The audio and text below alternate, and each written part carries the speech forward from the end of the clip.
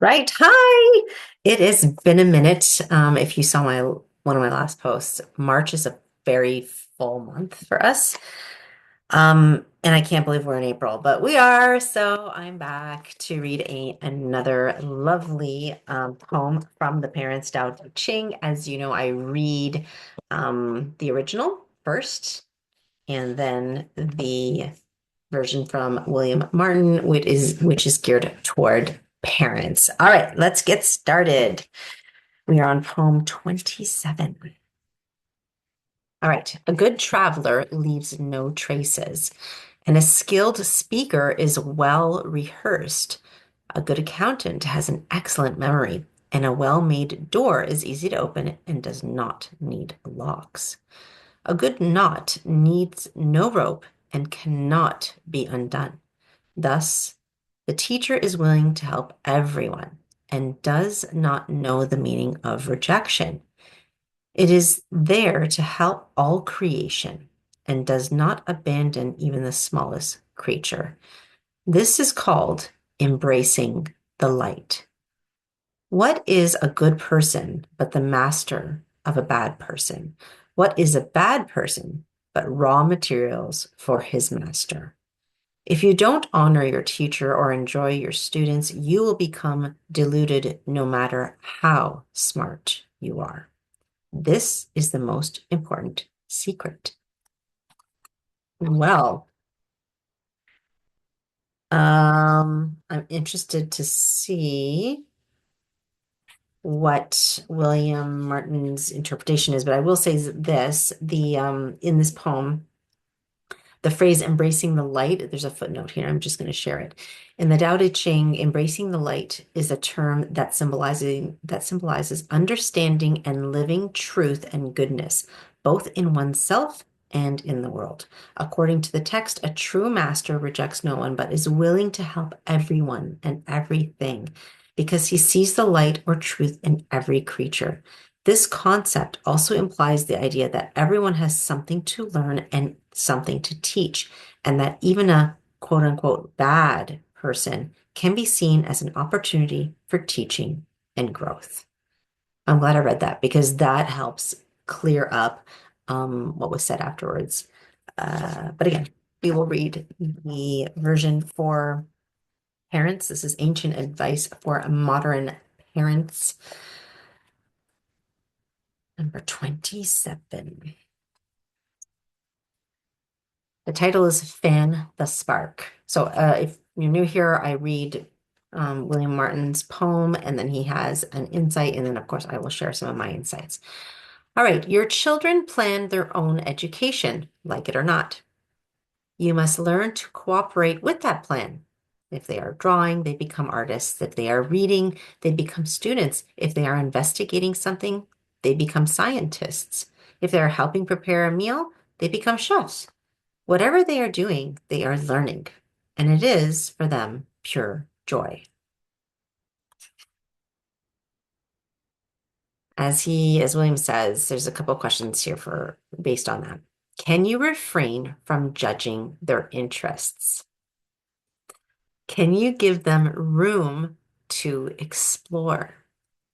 Schools do not often do this. You may be the only one who can fan the spark of their creativity into a flame of joy. Oh, I love this. Okay, there's so much to say here, but I like to keep these short and sweet, so I'm going to share the following. For our family specifically, we have, as you know, if you've been following me for a while, I have a very strong gladiator kid. Gladiator kid is a kid who is very strong-willed, defiant at times, can get highly dysregulated, um, can be a little what we call prickly at times. You're not sure how it's going to go, but they are super sweet, super amazing kids, and they are tough to parent at times. So I have one of those kids, and then both of my girls are in a competitive sport, and it can be very time consuming. Why am I sharing this with you? Because when we give our children some downtime, when we carve out downtime, it is a wonderful opportunity for them to decompress, of course, but also for them to get creative. So we just had this on the weekend. We had a long weekend, obviously, and one of the days in the week, we decided to do nothing, like have what we call, I'm sure I've mentioned this before, Piggy Island, which is something I learned from a neighbor of mine. So Piggy Island is where we literally don't have anything planned. We can watch movies. We can, of course, eat food and not make it complicated. Like try to keep it as simple as possible. Not every piggy island is exactly like that. Some piggy islands or downtime days are, uh, there's moments where we have some must-dos to do, which are, if you again know the work that I'm in, the must-dos are things that are non-negotiable. They need to get done. So for us, it was some laundry needed to get done, room tidy up, and preparation for school because they just came off of a 4-day weekend. So you can make your downtime or your Piggy Island day look however you'd like it to look. What I want to establish here is if you've never done any kind of downtime, another word for it that we've used in the past is staycation days, where we literally just book the day to do nothing. And what I want to share here is so we had Monday planned for that, and I had someone reach out and share that they have this event happening and it was local and it was going to be super fun and la la li, la la la.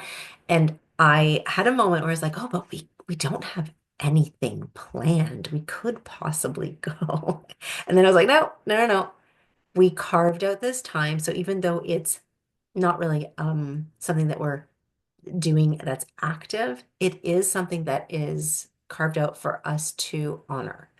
And having that downtime really helps kids, especially gladiator kids, but all kids, and including parents, to just reset, to just have some time to do nothing, to rest if they want, to just relax.